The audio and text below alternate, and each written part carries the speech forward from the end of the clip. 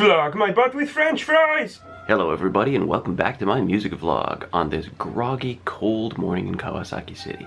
If you're enjoying my music vlogs, please make sure you like this video and subscribe to the channel. This vlog entry is a bit of a how-to. It's a window into the process of tracking music from my sequencer to my computer. A lot of contemporary composers who work with keyboards and synthesizers use the computer itself as the master sequencer. They'll use various software packages from Cakewalk or Steinberg. As a matter of fact, in the early 90s, I did most of my sequencing on a computer as well. It was a 286 type. However, since 1995, I've preferred hardware sequencers. These are musical devices that have the sequencing function built in. This workstation features a built-in 16-track MIDI sequencer. Now that means I can perform up to 16 different synthesizer instruments on the keyboard and store the performance on those discrete tracks, and then I can play all 16 tracks back together, and that gives me my song composition. There are various editing features built in, like copying measures, and of course the very important quantization.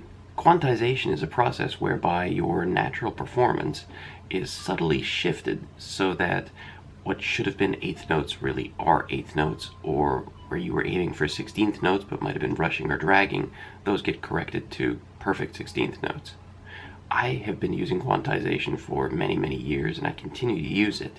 I don't feel that it gives my sounds too artificial of a feeling. It corrects my rotten playing as well, and that's very helpful for keyboard composers. Allow me to rant just for a second. This is something that not very many music instructors cover. Synthesizer is a very different instrument from piano. The techniques that you use to play are different, and the demands on your overall technical perfection are different. Your concentration, or at least mine, is composition.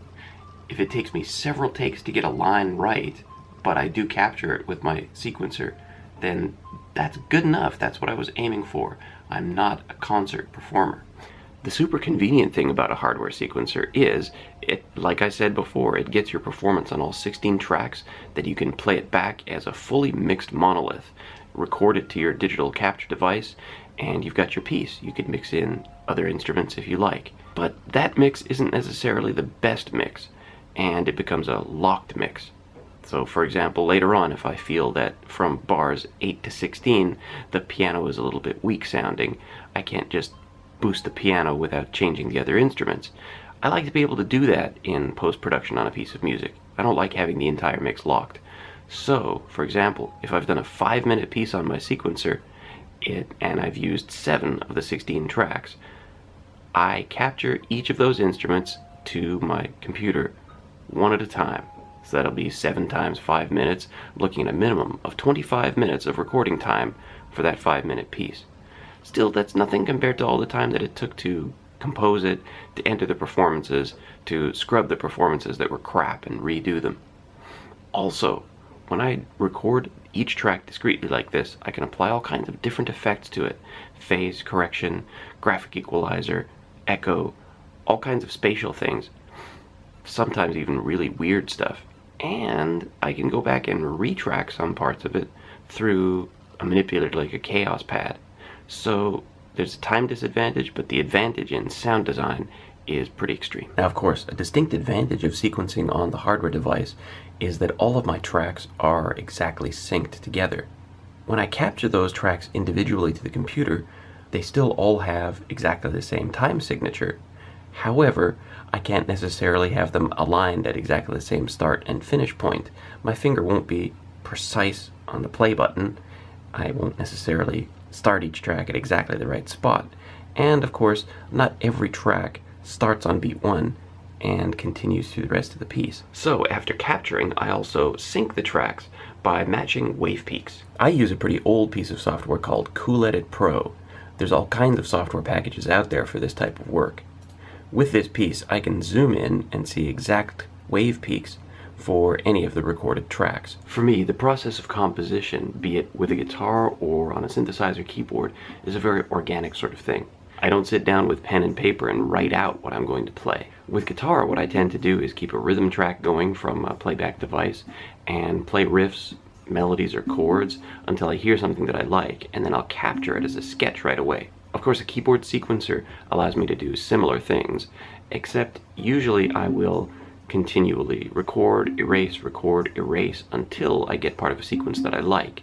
Then I'll store that, move on to the next phrase, and do my best on that until I get a collection of phrases that work together as a piece of music. Now, due to the organic nature of the evolution of a piece like that, I will often forget what I've played or how to play it. So I do occasionally use notation, but check it out, it's not very sophisticated. Yeah, there it is in bold, the chord sequence for Wings of Destiny, my tribute to Nighthawks. Now, when I was a young whippersnapper, I could work on this sort of thing all night and usually get the entire chord sequence for a piece of music wrapped in one session. Lately I don't do that. I work for about 90 minutes on music every morning from 6 till 7:30 or so, with a cup of black coffee and an empty stomach. So keeping notes on my chord sequences really helps me have some idea of where to pick up the next day. Also, sometimes I'll work on more than one piece at once and on alternate days. That's right, I do have another piece in the works. Apart from The Wind Turns Cold, it's a guitar, bass, and drum piece called Mushroom of Hell, and that one's a tribute to Ningeisu.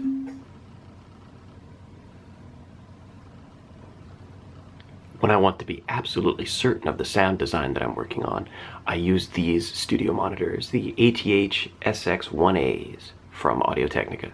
Next up on my list of things to capture is the perennial problem of percussion.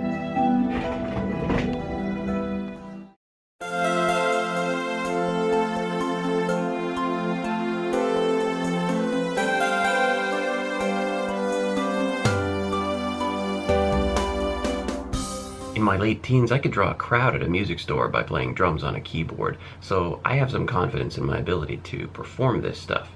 My problem occurs with the sound design afterwards. I want the drums to sound as good as they possibly can, and lately I don't like the way they come out of the keyboard raw. Check this out.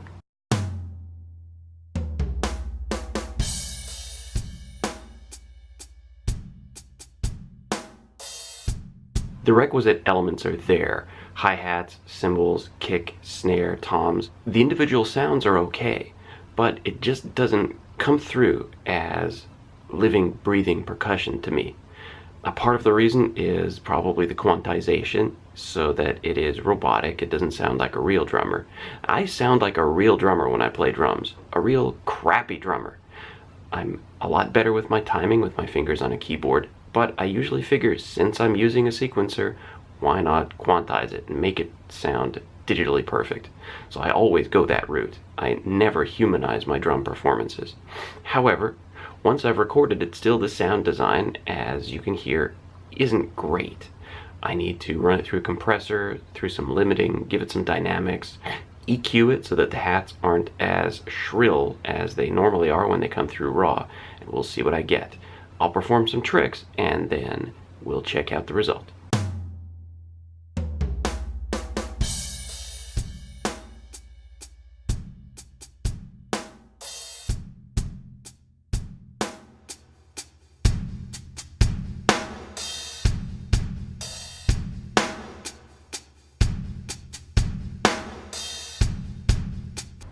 Now, finally, for fun, let's compare and contrast two mixes.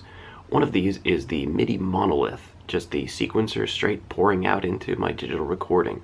The other is my mix, where I have individually tracked and done a little bit of effecting.